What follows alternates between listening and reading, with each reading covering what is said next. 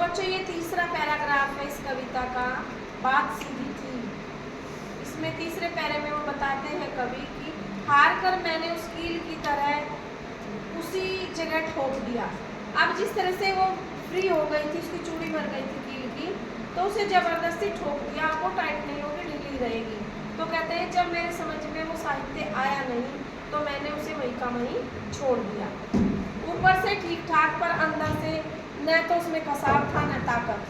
अब वो कील की बात कर रहे हैं कि उसकी चूड़ी तो मर चुकी थी, पेंच चढ़ नहीं रहे थे, तो कह रहे हैं बस उसे ठोक के यूँ दिखा दिया, ना उसमें अंदर टाइट है वो और ना ही उसमें कोई ताकत है। अगर हम उस मशीन में से उसे निकालेंगे पेंच को तो तुरंत निकल जाएगा। तो इसी तरह से भाषा जो थी जब ना समझ में आई, उसने उलट फेर के ऐसे ही करके ना समझने के कारण बुक को बंद करके रख दिया। ना मेरे समझ में उसकी कोई बात आई और ना ही मुझे उससे कोई सीख मिली। बात ने जो एक शरारती बच्चे की तरह मुझसे खेल रही थी।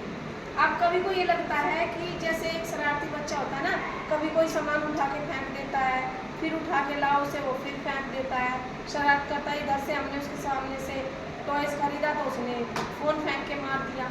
अब उसमें से इतना फ़ोन छीनने गए, उसने इतना पिलो फेंक के मार दिया, है ना। तो इसी तरह से कहते हैं शरारती बच्चे की तरह मुझसे खेल रही थी। मतलब कभी जितने आसान वर्ड ढूंढता जाता उसका और उलझता जाता, उसमें और उलझता जाता। कविता भी मानो मेरे पे हंस रही थी कि कवि तो मुझे समझ के दिखा। मुझे पसीना पोंछते देखकर पूछा, क्या तुमने भाषा को सहूलियत से बरतना कभी नहीं सीखा?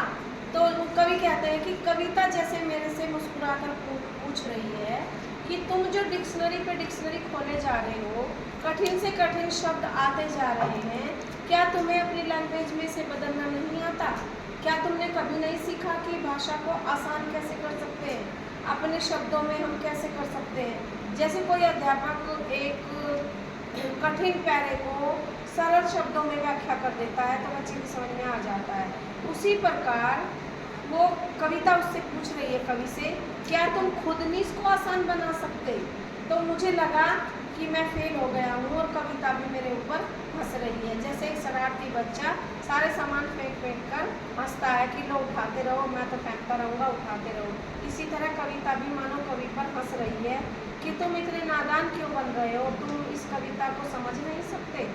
तो भाषा को जानबूझकर उलझाओ मत, उसे बहुत ही सरल शब्दों में समझाने की कोशिश करो ताकि हमारा साहित्य लोग पढ़ सके, जान सके।